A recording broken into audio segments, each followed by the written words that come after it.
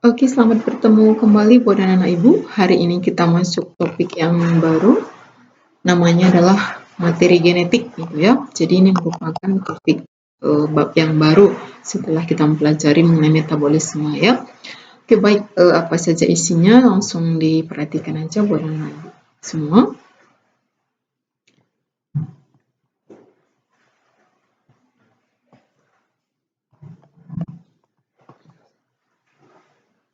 Oke, jadi di sini yang pertama adalah kalau kita belajar mengenai materi genetik, itu namanya adalah kromosom gitu ya. Nah, ya jadi eh, kromosom itu merupakan sesuatu yang bisa mewariskan sifat gitu. Kenapa? Karena nanti dalam kromosom itu adalah terdapat suatu materi genetik yang dalamnya itu ada kode-kode genetik setiap makhluk hidup gitu. Apakah kode rambut, ataukah misalnya kode daripada bentuk bibirnya, warna kulitnya, struktur matanya, itu semua setiap sel itu setiap makhluk hidup itu memiliki kode yang berbeda gitu. Jadi kode genetiknya itu tidak ada satupun yang sama. Di mana kode genetik itu merupakan namanya lah kode asam amino gitu ya, ya. Nah, kromosom itu di mana posisinya? Jadi kromosom itu merupakan suatu benang yang memiliki warna gitu. Jadi di mana dia posisinya itu terdapat di dalam nukleus. Jadi ini adalah suatu sel, ini organel selnya ada mitokondria, sitoplasma, ada ribosom yang bebas gitu kan. Baru ini adalah nukleus. Nah, ini yang seperti benang atau pita ini, inilah namanya dikatakan kromosom. Jadi di dalamnya itu nanti kita jumpai ada banyak gen ya. Jadi substansi kromosom adalah substansi genetik yang memiliki setiap sel organisme, terdapat di dalam inti sel ya, dan hanya tampak bila sel ini sedang membelah. Mengandung gen seperti yang aku bilangkan tadi berpenting dalam pengaturan pertumbuhan dan sifat menurun. Jadi misalnya rambut keriting dari orang tua kita atau rambut lurus itu nanti diwariskan kepada anaknya dalam bentuk sifat-sifat yang mewariskan, itu sifat-sifat yang diturunkan melalui kode-kode genetik yang berasal dari kromosom sel sperma ayah kita dan kromosom sel telur daripada ibu kita itu sendiri. Karena dalam sperma itu di sana ada kromosom, ada nukleusnya, ada sifat daripada bapak. Nah, ada sel telur ibu juga dia punya kromosom di dalamnya itu.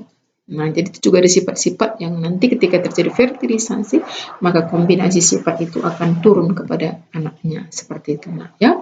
Oke, kita lanjut. Nah, kalau kita bicara kromosom itu strukturnya terdiri atas apa saja gitu kira-kira ya. Jadi ada namanya kromonema, itu merupakan bagian yang berupa benang, kayak benang spiral berlekuk-lekuk yang terdapat di dalam lengan kromosom gitu ya. Baru ada namanya kromomer. Nah, jadi kalau kromomer itu merupakan penebalan daripada kromomer. Nanti ada benang kromonema itu tadi, dia nanti ada yang menebal, nah, yang terdapat dalam lengan kromosom itu namanya lah kromomer ya. Baru ada sentromer. Jadi sentromer itu merupakan bagian tengah daripada kromosom atau membagi lengan kromosom itu menjadi dua bagian. Jadi titik tengahnya namanya sentromer ya. Berfungsi sebagai tempat berpegang pada benang plasma dari gelendong, tempat melekatnya benang gelendong yang nanti dipakai untuk proses pembelahan daripada sel. Jadi kalau ada pembelahan sel, maka kromosom juga akan membelah seperti itu. Nah, ya. Baru ada lekukan kedua. Jadi lekukan kedua itu tempat terbentuknya nukleus. Nukleus karena inti ya. Lekukan kedua, kalau lekukan pertama itu disitulah nanti letak daripada sentromer tadi ya. Nah, baru ada telomer. Telomer itu bagian ujung daripada salah satu lengan kromosom tersebut gitu ya, yang berperan berfungsi untuk menghalangi persambungan kromosom yang satu dengan yang lainnya. Jadi supaya kromosom satu itu tidak lengket dengan kromosom yang lainnya, karena kalau terjadi perlengketan itu nanti akan menimbulkan sifat yang berbeda gitu. Nah, ya itu adalah bagian daripada kromosom ya. Nah, jadi yang kita jelaskan tadi ini dia. Jadi ini adalah bagian A itu telomer ya, bagian ujung supaya tidak terjadi pelekatan dengan kromosom lain. Nah, baru bagian B lah konstruksi sekunder ya. Itulah tadi di sini tempat munculnya nukleus anak inti.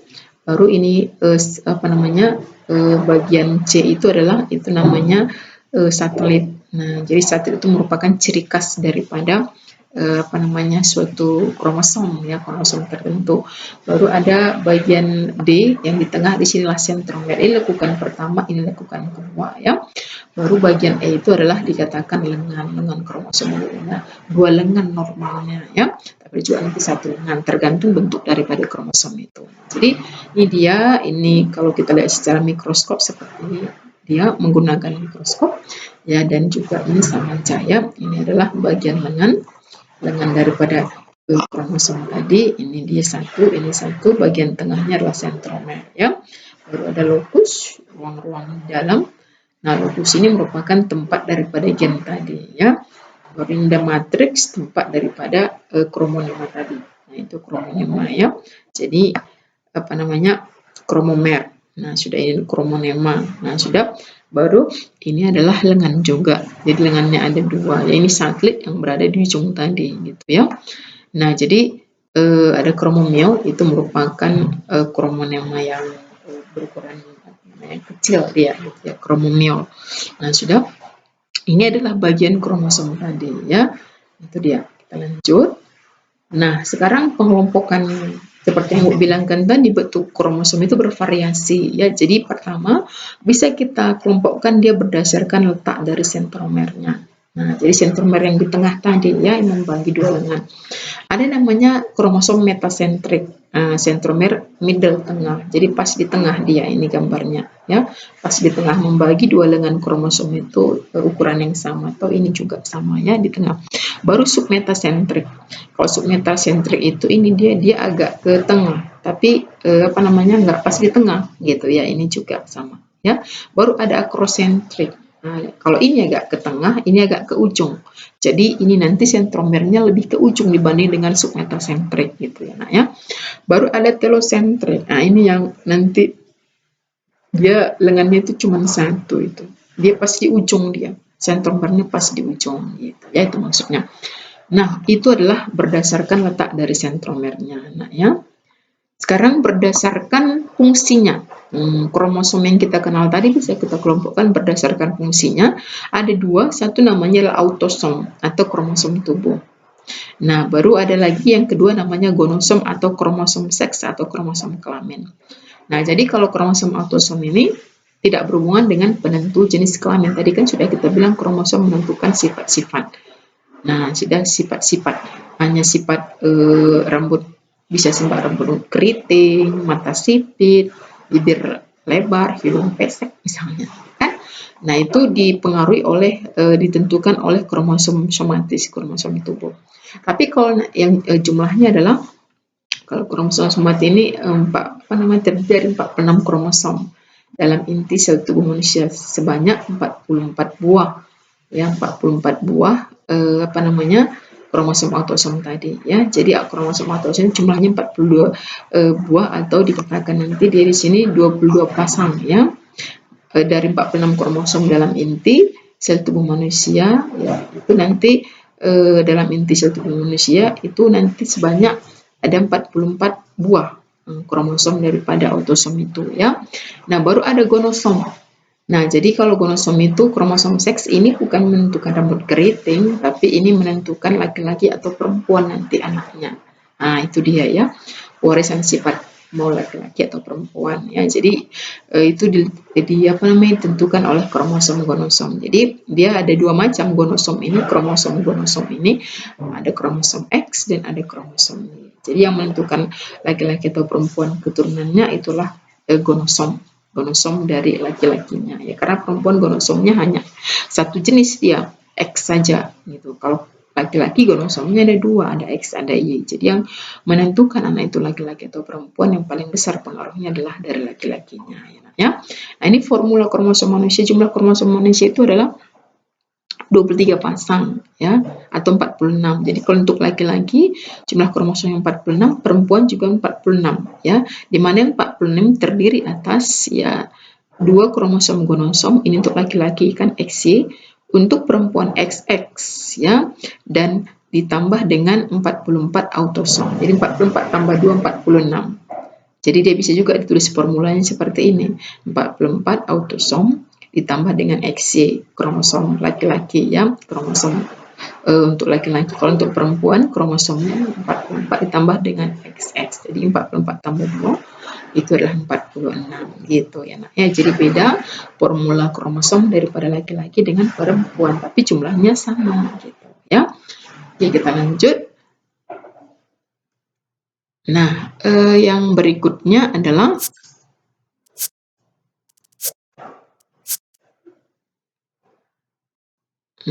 ini dia. Kita lihat dari yang berikutnya di sini. Tadi sudah berdasarkan fungsi, maka sekarang kita kelompokkan. Nanti dia berdasarkan berdasarkan fungsi. Udah, ini hanya formulanya saja, nak ya. Jadi formula artinya ternyata kromosom daripada makhluk hidup itu tidak sama jumlahnya. Ya, tidak sama jumlahnya. Kalau kromosom manusia tadi seperti yang gue bilang kan, dia kan 23 pasang. Ini 22 tambah 1, 23 pasang. Jadi ini kan berpasangan. 22 pasang 44. Inilah kromosom autosom itu. Sampai nomor 22. Yang nomor 23 inilah kromosom kelamin. Yang sama ini untuk perempuan. Yang beda dia inilah kromosom pada laki-laki. Jadi jumlahnya adalah 23 pasang atau 46 ya kromosom pada manusia ya nak ya. Nah, nggak semua sama gitu loh. Ini ada beberapa yang tidak sama kan, dan memang nggak ada yang sama. Misalnya ada 2, itu jumlah kromosomnya ada 8 atau 4 pasang ya, dimana formulanya itu adalah 3 pasang autosomnya atau 3 AA ya. 3 pasang autosomnya 3 kali 2 6 tambah 2 untuk yang betina XX. 6 tambah 2, 8 gitu. Untuk jantan 3 AA atau 3 pasang autosom ditambah dengan XY. Nah, jadi ini juga jumlahnya 8. Nyamuk itu 12 pasang. 12, jumlahnya 6 pasang. 5 pasang tambah sepasang itu 6 pasang, 12. Manusia ini tadi 23 pasang seperti yang bilang. 22 pasang tambah sepasang, 23 pasang, 46. Orang hutan lebih banyak kromosomnya, 48. Nah, ya. Simpanse 48, gorila 48, padi 48, jagung 20 ya, atau 10 pasang. Jadi ini adalah formulanya. Jadi dengan kata lain, jumlah kromosom setiap makhluk itu tidak sama gitu. Nah ya, kita lanjut ke yang berikutnya. Nah, ini adalah yang kedua, gen. Jadi kromosom tadi kan Ibu bilang itu berada dalam nukleus. Di dalam kromosom itu nanti di lokusnya tadi, di situ ada gen gitu. Nah, jadi di manakah dijumpai gen? Di nukleus, benar. Tapi yang paling pas jawabannya adalah gen itu berada pada kromosom gitu. Ya, nah di dalamnya itu letaknya. Nah, ini gambarnya adalah gambar kromosom. Jadi dia ada 2 lengannya, sister kromatid istilahnya. Ini ada 2 lengan, ini juga lengan tetra yang 4 lengan. Jadi ini adalah di dalamnya ini nanti ini lokusnya, ini lokus, dalam lokus ini ada gen, entah gen rambut keriting, mata sipit, hidung mancung gitu kan. Jadi sini ada gen, dan gen itu nanti dia terdiri atas di sini ada 2 rantainya adalah rantai double helix. Jadi di dalam gen itu ada kode sifat namanya DNA. Jadi DNA itu rantainya ganda atau double helix gitu. Jadi ini rantai gen yang pertama atau rantai DNA yang pertama, ini rantai DNA yang kedua gitu. Jadi bisa dipisah dia. Nah, gitu ya. Jadi rantainya double ya. Nah, baru ini dia. Jadi kalau misalnya kita buka tadi ya, ini satu rantai, ini satu rantai gitu. Nah, gitu dia. Jadi dia nanti ada 2 gitu ya. Nah, dalam kromosom terdapat informasi genetik, itulah gen tadi yang mengatur keseluruhan proses di dalam tubuh. Ya, gen itu mengatur selain pewarisan sifat, ya mengatur proses-proses apakah proses metabolisme, respirasi, semuanya diatur oleh kode genetik ya. Nah, di dalamnya itu tadi katanya disebut dengan gen materi genetik tadi, itu namanya lah gen. Nah, gen itu berada pada lokus seperti yang saya bilangkan tadi di lokusnya ya. Nah, gen yang terdapat dalam lokus yang bersesuaian disebut dengan alel. Jadi, nah ini adalah gen dia. Nah, jadi gen itu biasanya terdiri atas pasang alel dia. Alel itu misalnya ini kan alel ini, alel C kecil, alel C besar. C kecil berarti alel resesif, C besar berarti alel dominan. Jadi alel ini bagian daripada gen. Nah, ekspresi daripada gen. Nah, sudah. Jadi ini juga alel A kecil, alel A besar, alel B kecil, alel B besar ya. Jadi ini menentukan sifat gitu. Nah, jika nanti misalnya dalam suatu lokus terdapat lebih daripada sepasang gen, nah pada lokus yang bersesuaian berarti itu namanya alel ganda gitu. Tapi jika dalam lokus itu hanya ada sepasang gen, itu namanya alel tunggal gitu ya. Jadi ada alel ganda, ada alel tunggal. Apabila ada lebih dari satu alel yang menempati lokus yang sama disebut dengan alel ganda. Nah, jadi misalnya dalam suatu lokus ada misalnya gen A, gen B gitu kan, gen C, nah itu udah namanya adalah alel ganda gitu. Nah ya, itu dia. Kita lanjut, yang berikutnya adalah di sini tadi sudah gen, hubungan kromosom DNA dan gen. Nah sudah. Jadi kromosom itu tadi sudah seperti Ibu bilang kan, itu mengandung DNA yang teratas double helix. DNA itu berfungsi untuk pemberi dan pencetak daripada informasi genetik sifat-sifat manusia, sifat somatis maupun nanti ya istilahnya sifat-sifat morfologi tubuhnya lah, seperti itu ya. Total informasi genetik atau DNA yang disimpan dalam DNA suatu sel disebut dengan genom. Jadi keseluruhan materi genetik dalam DNA namanya genom ya. Genom DNA tersusun atas gen-gen ya, karena keseluruhan gen itu namanya adalah genom ya. Nah, satu gen mengandung satu unit informasi mengenai satu karakter yang dapat diamati. Satu gen misalnya A besar A kecil, mungkin ya itu kita katakan mungkin tinggi, A besar A kecil pendek gitu. Itu maksudnya satu gen. Berarti gen A itu menentukan tinggi atau pendek seseorang. Misal itu, gen merupakan fragmen DNA di dalam kromosom. Iya, tadi kan dalam kromosom itu tadi ada lokus yang terdapat dalam kromonema itu, baru nanti dalam lokus itu ada kotak-kotak, disitulah nanti ada DNA gitu ya. Nah, yang berikutnya adalah letak dan simbol gen. Jadi kalau kita bicara mengenai letak gen itu tadi berada pada lokus ya, dianalogkan seperti manik-manik yang berjejer pada seutas benang ya. Jadi kan ada suatu benang, ada manik-manik itulah ruangan, itulah lokus tempat DNA tadi atau tempat gennya. Pada sel diploid memiliki dua lokus untuk setiap karakter tertentu. Sel diploid jadi memiliki dua lokus ya untuk setiap karakter tertentu. Jadi diploid kan 2N dia. Nah, gitu maksudnya, kromosomnya itu dia 2 pasang gitu maksudnya ya. Nah, yang berikutnya adalah simbol dari alel. Seperti yang Bu bilangkan tadi, ekspresi daripada gen itu bisa dilambangkan dalam bentuk alel gitu ya. Nah, di sini bisa kita lihat alelnya itu adalah ada alel untuk fenotip ya, fenotip daripada buah manis ya, itu alelnya itu adalah M besar, bisa juga M besar, M kecil. Ini alelnya berarti alel homozigot dominan ya. Kalau dia M besar, M kecil berarti alelnya itu adalah M besar, M kecil yang heterozigot ya. Jadi homozigot dominan, dominan artinya huruf besar ya.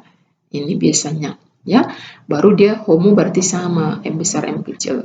Rasanya itu mengindikasikan atau fenotipnya artinya buah manis gitu ya. Kalau nanti alel homozigot resesif itu berarti huruf kecil, M kecil. Kalau yang besar manis berarti M kecil asam. Heterozigot itu. Nah, jadi alelnya M besar, M kecil ya. Itu namanya manis juga karena M besar mendominasi gitu ya. Fenotip itu adalah sifat yang tampak, seperti misalnya sifat yang tampak itu warna hijau, rambut keriting, mata sipit, itu kan fenotip ya. Nah, kalau genotip itu sifat yang tidak tampak gitu ya. Sifat yang tidak tampak gitu, itu namanya adalah genotip gitu. Misalnya kalau dia rambut keriting, kita bikin genotipnya K besar gitu. Kan enggaknya ada dalam kromosom daripada orang. Misalnya ada seorang rambut keriting, kita ambil nukleusnya, dalamnya itu kan ada kromosom, di kromosomnya itu nggak ada huruf K gitu. Tapi sebagai simbol bagaimana kita nanti mempelajari pewarisan sifat keriting itu kepada anaknya, maka kita ibaratkan gitu. Nah, jadi keriting itu bikin K besar untuk yang dominannya gitu. Jadi K besar itu tadi simbolnya itu, itulah namanya genotip. Dikatakan sifat yang tidak tampak. Ya. Umumnya gen hanya memiliki satu alel, ya, tetapi beberapa gen memiliki lebih dari satu alel yang disebut dengan alel ganda. Sudah gue sebutkan juga, nah ya. Nah, sekarang kita masuk ke yang berikutnya, yang ketiga itu adalah namanya DNA. Nah, jadi dalam gen itu tadi ada namanya DNA, di mana DNA itu termasuk ke dalam kategori asam nukleat, gitu ya, asam nukleat. Jadi asam nukleat ada dua, satu namanya DNA, satu lagi namanya RNA. Jadi kita mulai membahas dulu yang pertama namanya DNA. Nah, jadi DNA itu dia adalah merupakan struktur helix ganda. Nah, ini kan dua, tadi yang disebutkan rantainya dua double ya. Jadi ada rantai satu, ada rantai yang kedua gitu ya. Ini dibuatnya groove mayor, groove minor, groove mayor ya. Jadi rantai pertama, rantai kedua, ada rantai pencetak gitu, kodon dan apa namanya, dan nanti rantai pencetak itu yang mencetak kodon gitu ya. Nah, ini ada dua rantainya, itu namanya double helix, terpilih ya, bengkok-bengkok.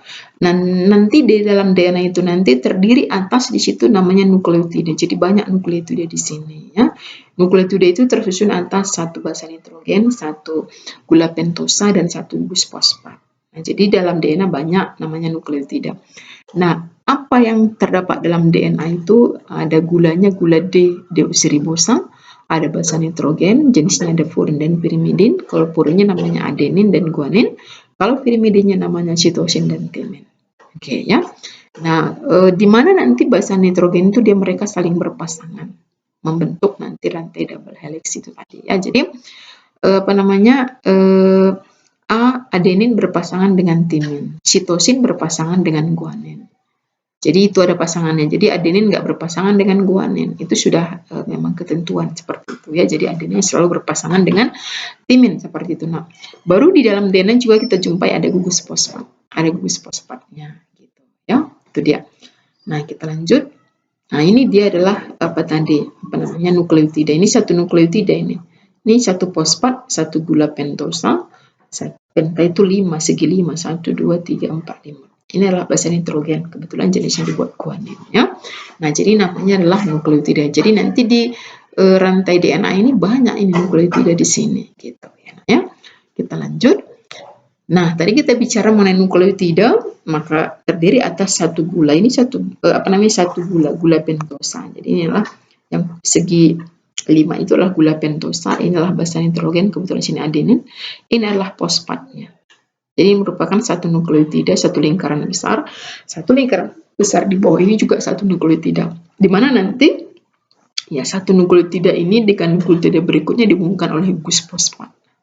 Gugus fosfat. Jadi di sini ada gugus fosfat. Yang monomer nukleotida dapat berikatan satu sama lain melalui ikatan fosfodiester antara OH di atom C nomor 3. Ini kan atom C nomor 3 ini.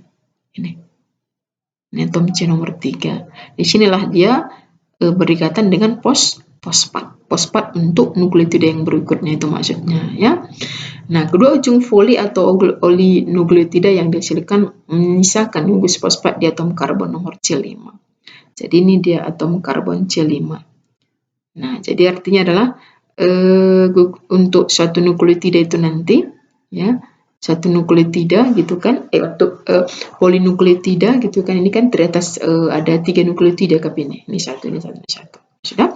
Jadi untuk polinukleotida maka gugus akhirnya itu untuk yang terakhir katanya adalah itu nanti antara nukleotida antara suatu nukleotida dengan nukleotida yang terakhir itu dihubungkan oleh gugus fosfat yang berikatan dengan atom C dengan gugus fosfat ya. Di mana gugus fosfat itu berikatan, dia berikatan pada atom C nomor 5. Nomor 5 ya. Dan juga berikatan dengan nukleotida pertama atom C C nomor 5 nukleotida yang pertama, berarti yang di atasnya dengan gugus hidroksil di atom karbon C ketiga, berarti gugus karboksil yang berikutnya. Nah, jadi mana gugus karboksilnya itu ini kan OH. OH C-nya C3 gitu. Jadi kalau untuk yang nukleotida yang terakhir itu nanti fosfatnya berikatan dengan atom C3 dan apa namanya, dan juga nanti di sini apa namanya, berikatan dengan apa namanya, gugus hidroksil ya, hidroksil, di mana gugus hidroksil itu nanti berada pada atom karbon C3 yang terakhir. Ini kan atom C3 yang terakhir ini. Jadi dari atas ke bawah. Jadi nanti rantai DNA-nya itu yang terdiri atas banyak nukleotida itu apa namanya, polarisasinya dari 5 ke 3. Nah, dari 5 ke 3 dan sebaliknya karena ganda nanti, nah itu dari 3 ke 5 gitu ya. Nah, ini dia adalah gambar skemanya gitu ya.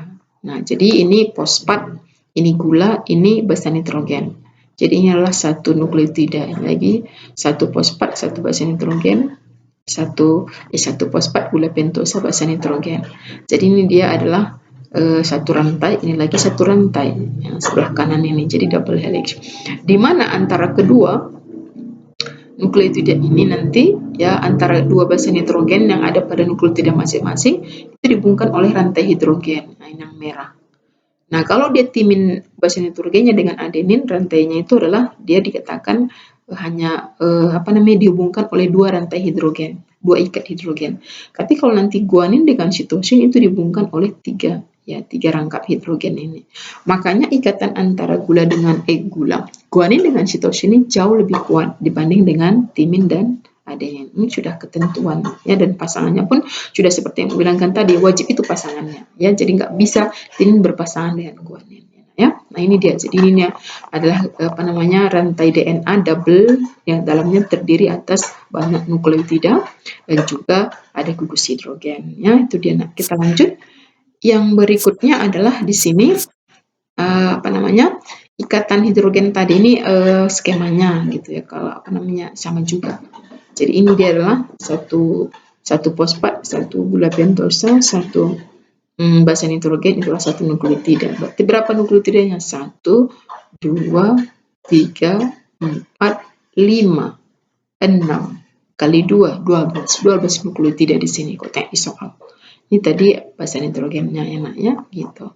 Ini satu rantai double helix. Oke. Nah, jadi tadi dia kan DNA itu double ya, dua rantainya gitu. Dan DNA itu bisa melakukan proses replikasi atau penggandaan. Jadi dia kalau misalnya mencetak salinannya, dia melakukan proses replikasi gitu. Jadi dibuatnya kopiannya gitu kan. Nah, itulah nanti dikirimnya ke dalam, kodenya itu kan kode-kode genetik, itu nanti dikirim ke ribosom untuk mencetak protein gitu ya. Jadi cara untuk replikasi daripada DNA itu dia ada 3 jenis. Nah, ini bisa kita lihat di sini. Nah, bisa secara konservatif, semi konservatif, dan dispersif. Kalau dia konservatif nanti di sini dia itu rantai DNA yang double itu dia apa namanya, nggak memisah gitu, nggak memisah dia. Jadi nanti dia yang asli itu masing-masing dibentuk satu, dan misalnya ini kan ada dua ini. Nanti rantai satu ini dibentuknya pasangannya yang dibentuknya satu cetakannya yang ungu. Rantai satu lagi pun merah, pink ya, dibentuknya lagi satu cetakannya, itulah yang sebelah bawah. Jadi hasil cetakannya itulah nanti menjadi DNA yang baru. Nah, kopian dari kedua rantai itu bersatu, itulah namanya konservatif ya. Atau dengan kata lain, hasil daripada replikasinya itu dua-duanya itu merupakan betul-betul murni replikasi, hasil daripada duplikat daripada kromosom DNA yang aslinya gitu ya. Kalau semi konservatif nanti dia terbuka dan masing-masing membentuk pasangannya. Jadi kan ini masing-masing dapat satu dia. Jadi ini satu terbuka yang biru ini kan, inilah DNA induknya tadi aslinya, baru bentuknya pasangannya, dicetaknya pasangannya, itulah yang pink ini. Nah, yang di bawah ini pun gitu, dibentuknya lagi pasangannya gitu. Dengan kata lain, hasil daripada replikasi itu udah percampuran. Ada dari DNA asli, ada DNA dari duplikasi ya. Sama dengan dispersif gitu juga. Ini kan ada pink, ada birunya. Cuman kalau nanti dispersif ini dia apa namanya, sebagian-sebagian dia gitu. Enggak, kalau semi konservatif kan terbuka, dia cetaknya kawannya, udah ini cetaknya lagi kawannya gitu. Kalau ini dia separuh-separuh dia. Jadi separuh-separuh, putus-putus, terbuka dia ya kan, putus-putus, masing-masing potongan itu akan membentuk pasangannya atau pasangannya gitu. Di sini makanya dia ya ada yang berasal dari apa namanya, misalnya ini kan kalau kita lihat ini kan terbuka dia ya. bentuknya ini di sini di separuh-separuh. Separuh-separuh. Jadi separuh kalau yang dari atas sini misalnya ini kan ada 2 yang dari atas. Jadi mungkin kalau yang di atas ini adalah ini rantai yang sebelah ini misalnya. Nah, sebelah ini gitu kan. Tapi dia putus-putus, ini kan putus dia. Ini putus. Nah, jadi ini nanti dibentuknya lagi pasangannya gitu. Nah, jadi dia membentuk pasangannya tapi secara terputus-putus, tidak keseluruhan dia terbuka. Itu namanya dispersif. Nah, kita lanjut ke yang berikutnya. Tadi Bu bilang DNA itu asam nukleat ada 2, 1 RNA, 1 DNA, 1 RNA. Inilah yang kedua. Namanya lah RNA, ribonucleic acid atau asam ribonukleat. Nah, kalau RNA ini dia basa nitrogennya itu terdiri atas ada adenin, guanin, urasil sama sitosin. Jadi beda. Kalau tadi kan timin ada, ini nggak ada timinnya, yang adalah urasil. Kalau adenin, guanin, sitosin itu sama saja gitu ya. Nah, jadi yang membedakannya adalah basa nitrogen daripada pirimidinnya. Ini dia punya urasil kalau RNA ya. Nah, RNA ditemukan dalam inti sel dan sitoplasma ya. Kalau DNA tadi dia berada pada nukleus atau berada pada inti sel ya. Nah, terdapat 3 jenis RNA. Ada RNA transfer ya kan, atau RNA T ya, ada RNA ribosom atau RNA R, ada RNA RNA messenger atau RNA duta, RNA kurir, RNA pembawa. Apa yang dia bawa? Yang dia bawa adalah kodon gitu ya. Kalau RNA ribosom ini untuk merakit protein yang diambil dari sitoplasma yang dibawa oleh RNA transfer. Jadi kalau kode genetik salinan daripada DNA itu setelah dibentuk dia digandakan DNA itu dibawa oleh RNA R ini. Nah, RNA R ini nanti membawa DNA itu baru dibawa ke ribosom, baru diterjemahkan oleh RNA transfer. Setelah diterjemahkan, dia akan memberikan asam amino sesuai dengan kode asam amino yang dibawa oleh RNA messenger atau RNA duta tadi. Baru setelah itu nanti RNA ribosom itu akan merakit asam amino yang dibawa oleh RNA transfer dari sitoplasma akan disusun oleh RNA ribosom sehingga nanti terbentuk banyak asam amino, itulah namanya polinukleotida atau poliprotein gitu ya, poliprotein. Nah, itu dia kalau jenisnya. Nah, ya, jadi fungsi RNA itu apa fungsinya? Ya, pengirim informasi genetik dari DNA ke protein kode genetik tadi. Atau nanti untuk sintesis protein juga bisa ya. Ini strukturnya. Jadi dia kalau rantainya rantai tunggal ya. Kalau RNA itu rantainya tunggal. Kalau dari DNA kan rantainya ganda double ya. Nah, struktur daripada RNA itu dia gulanya gula R, gula ribosa. Ribonukleat tidak ribosa gulanya ya. Baru ini dia strukturnya ada juga fosfatnya. Ya, dia juga punya basa nitrogen, purin dan pirimidin dan juga punya gula pentosa. Jadi ini adalah struktur daripada RNA gitu ya. Nah, kita lanjut ke yang berikutnya. Perbedaan antara DNA dan RNA itu cukup banyak ya, tapi di sini bisa kita lihat karena beberapa yang bisa kita ambil ya. Nah, dari singkatannya DNA deoksiribonukleat acid atau asam deoksiribonukleat, RNA ribonukleat acid atau ribonukleat, asam ribonukleat. Nah, itu dia ya. Jadi deoksiribosa gulanya gitu ya. Ini ribosa gulanya kalau RNA.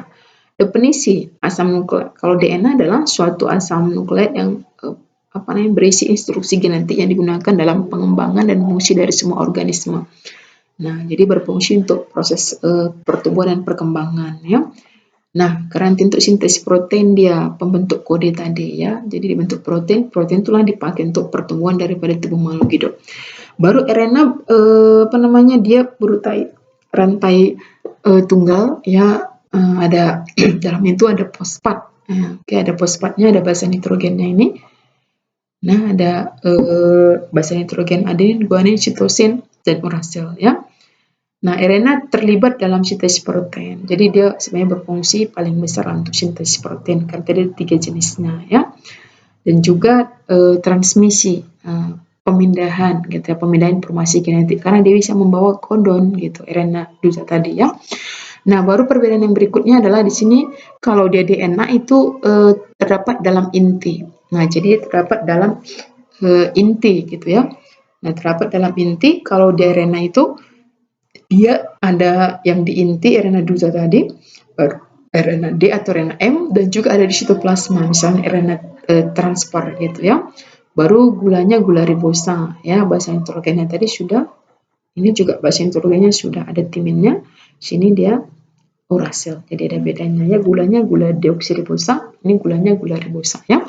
Peran sama sih sebenarnya, transmisi informasi genetik, penyampaian materi genetik, penyimpan dan transmisi, atau pencetak lah, mencetak kode genetik juga boleh, baru menyampaikan gitu ya melalui perantara RNA duta tadi. Kalau untuk RNA ini dia seperti yang kita ketahui tadi, mentransfer kebutuhan kode genetik untuk pembuatan protein gitu. Jadi kode genetik, kodon yang dihasilkan dari DNA, kode genetik itu dibawa oleh RNA ke ribosom untuk nanti dicetak menjadi protein gitu ya. Itu dia.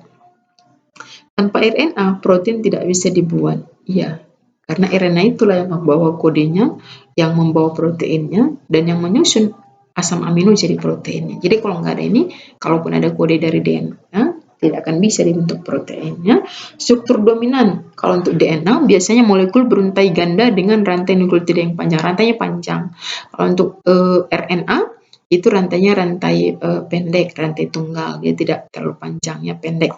Basa dan gulanya, tadi sudah, kalau basa gulanya gula deoksiribosa, kalau untuk DNA basanya adenin, guanin, sitosin, dan timin ya. Kalau untuk yang RNA dia itu gulanya gula ribosa, kalau bahasa nitrogennya tadi ada tambahannya urasil, adenin, guanin, sitosin, dan urasil. Jadi bedanya sini urasil, sini timin kalau untuk DNA. Pasangannya tadi udah Ibu sebutkan juga ya, untuk DNA dia adenin berpasangan dengan timin, guanin dengan sitosin. Nah, adenin dengan urasil, guanin dengan sitosin, tetap sama ya. Nah, stabilitasnya kalau DNA itu dia stabil dalam kondisi basah ya. Nah, gula dioksinya itu kalau pada DNA itu kurang reaktif. Nah, kurang reaktif dia ya. Oke, kurang reaktif. Kalau dia untuk gula ribosa itu lebih reaktif. Nah, dia lebih reaktif. Kalau kestabilannya, kalau RNA itu dia tidak stabil dalam kondisi basah. Tadi kan tidak stabil dalam kondisi basah gitu. RNA lebih mudah bereaksi dengan enzim karena memang dia berfungsi untuk proses pembentukan sintesis protein tadi paling besar. Peranannya dari membawa, mengambil, dan menyusun, fungsinya memang sangat besar gitu untuk sintesis protein ya. Nah, baiklah Ibu rasa ini aja dulu ya. Semoga bisa dipahami. Kalau misalnya ada yang kurang paham, silahkan langsung di-chat aja sama Ibu. Nanti Ibu akan jelaskan dan Ibu akan jawab ya.